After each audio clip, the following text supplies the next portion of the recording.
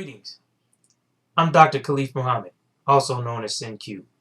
In honoring one of our great ancestors and victims of racism and white supremacy, Dr. Martin Luther King Jr., today, I'd like to voice some of his words that you've more than likely never heard before. They come from a speech that he gave on August 16, 1967 at the Ebenezer Baptist Church in Atlanta, Georgia. The title of the speech is "Where Do We Go From Here?" And the reason that I'm posting these excerpts from the speech is because in my brief search of the internet for the speech, I found nothing but excerpts. The excerpts did not mention the words that I'm going to present to you today. So, Dr. King starts, "When the Constitution was written, a strange formula to determine taxes and representation declared that the Negro was 60% of a person. Today, another curious formula seems to declare that he is 50% of a person. Of the good things in life, the Negro has approximately one half those of whites. Of the bad things of life, he has twice those of whites. Thus, half of all Negroes live in substandard housing, and Negroes have half the income of whites. When we view the negative experiences of life, the Negro has a double share. There are twice as many unemployed. The rate of infant mortality among Negroes is double that of whites. In other spheres and figures are equally alarming. In elementary schools, Negroes lag 1 to 3 years behind whites, and their segregated schools receive substantially less money per student than the white schools. 1/20th as many Negroes as whites attend college. As of employed Negroes, 75% hold menial jobs. Even semantics have conspired to make that which is black seem ugly and degrading. In Rajet's thesaurus, there are 120 synonyms for blackness, and at least 60 of them are offensive, as, for example, blot, soot, grime, devil, and foul. And there are some 134 synonyms for whiteness, and all are favorable, expressed in such words as purity, cleanliness, chastity, and innocence. A white lie is better than a black lie. The most degenerate member of a family is a black sheep. Ossie Davis has suggested that maybe the English language should be reconstructed so that teachers will not be forced to teach the Negro child 60 ways to despise himself and thereby perpetuate his false sense of inferiority, and the white child 134 ways to adore himself and thereby perpetuate his false sense of superiority. As long as the mind is enslaved, the body can never be free. Psychological freedom, a firm sense of self-esteem, is the most powerful weapon against the long night of physical slavery. The Negro will only be free when he reaches down to the inner depths of his own being and signs with the pen and ink of his own Emancipation Proclamation and says, "I was a slave through my foreparents, and I am not ashamed of that. I'm ashamed of the people who were sinful to make me a slave." Yes, we must stand up and say, "I'm black and I'm beautiful." And this self-affirmation is the black person's need made compelling by the white man's crimes against him. Another basic challenge is to discover how to organize our strength in terms of economic and political power. No one can deny that the Negro is in dire need of this kind of legitimate power. Indeed, one of the great problems that the Negro confronts is his lack of power. From old plantations of the South to newer ghettos of the North, the Negro has been confined to a life of voicelessness and powerlessness. Stripped of the right to make decisions concerning his life and destiny, he has been subject to the authoritarian and sometimes whimsical decisions of this white power structure. The plantation and ghetto were created by those who had power, both to confine those who had no power and to perpetuate their powerlessness. The problem of transforming the ghetto, therefore, is a problem of power. Confrontation of the forces of power demanding change and the forces of power dedicated to the preserving of the status quo. Now, power properly understood is nothing but the ability to achieve purpose. It is the strength required to bring about social, political, and economic change. We must develop a program that will drive the nation to a guaranteed annual income. Now, early in this century, this proposal would have been greeted with ridicule and denunciation as destructive of initiative and responsibility. At the time, economic status was considered the measure of the individual's ability and talents. And in the thinking of that day, the absence of worldly goods indicated a want of industrious habits and moral fiber. We've come a long way in our understanding of human motivation and of the blind operation of our economic system. Now we realize that dislocations in the market operations of our economy and the prevalence of discrimination thrust people into idleness and bind them in constant or frequent unemployment against their will.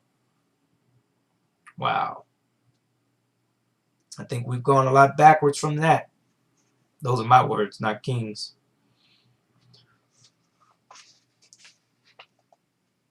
King says further, John Kenneth Galbraith said that a guaranteed annual income could be done for about $20 billion a year.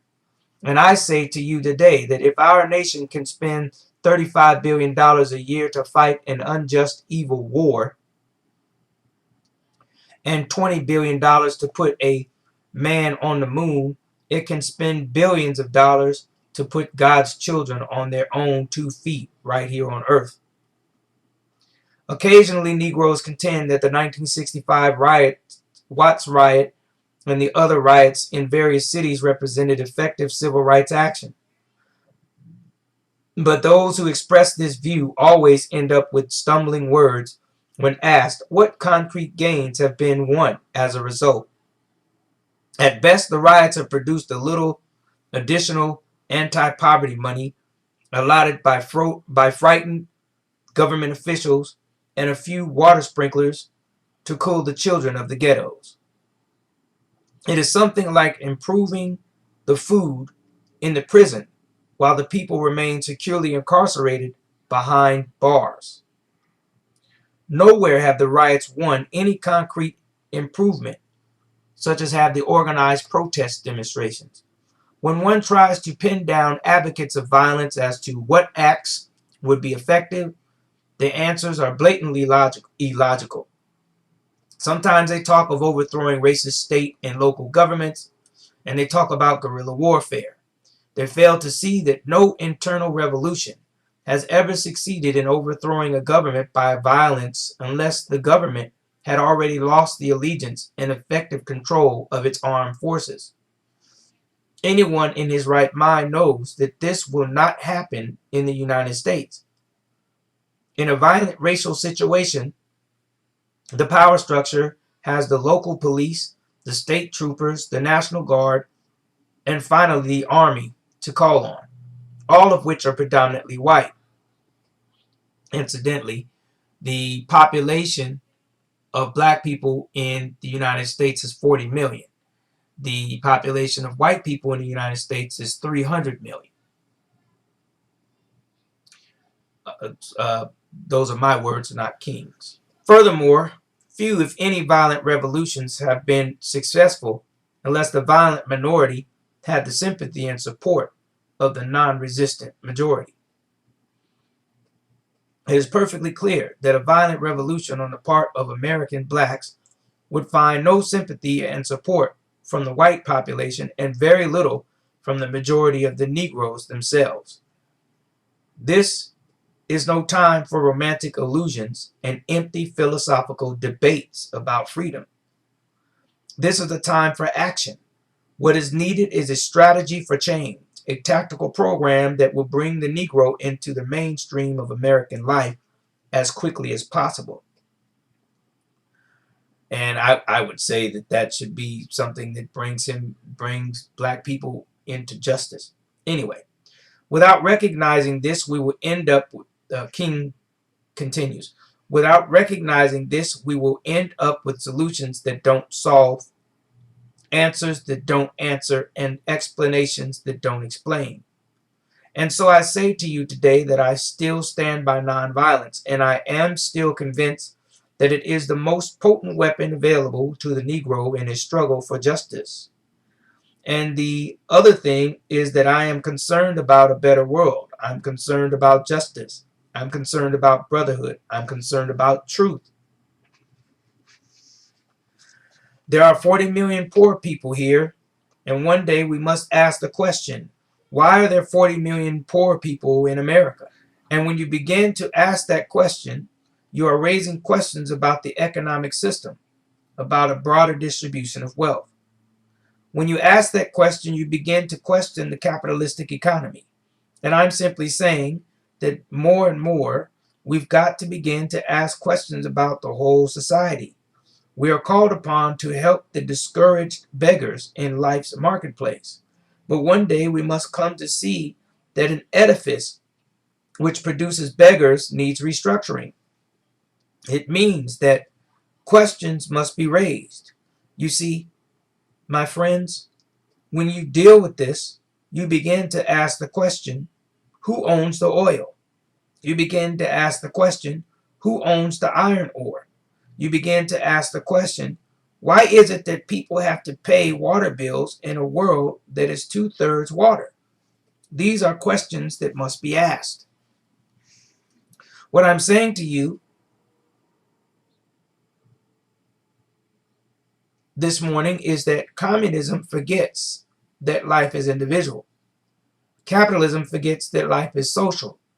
And the kingdom of brotherhood is found neither in the thesis of communism nor the antithesis of capitalism, but in a higher synthesis. It is found in a higher synthesis that combines the truths of both. Now, when I say question the whole society, it means ultimately coming to see that the problem of racism, the problem of economic exploitation, and the problem of war are all tied together. These are the triple evils that are interrelated.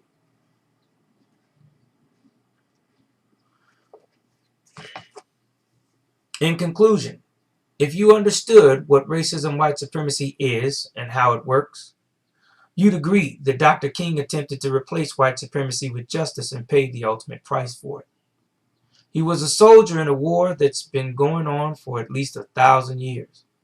The system of racism, white supremacy is still here. King didn't win.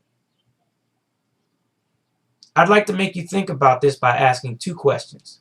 Are we, as a people, black people, still having the same problems that King described in this speech? Are black people now as free as Dr. King's dream predicted? Please tell me what you think by placing your views in the comments below. This video is my honest attempt to get people to talk about the so-called race issue and ultimately lead them towards solving it. To anyone who is critical of this video, the race issue has not been solved. It has not been solved because the people with the ability to solve it aren't willing to solve it. And the people who are willing to solve it lack the ability. To the extent that I am lacking in both the will and the ability to solve it, I apologize. Stay strong in the struggle to replace racism, white supremacy with a system of justice.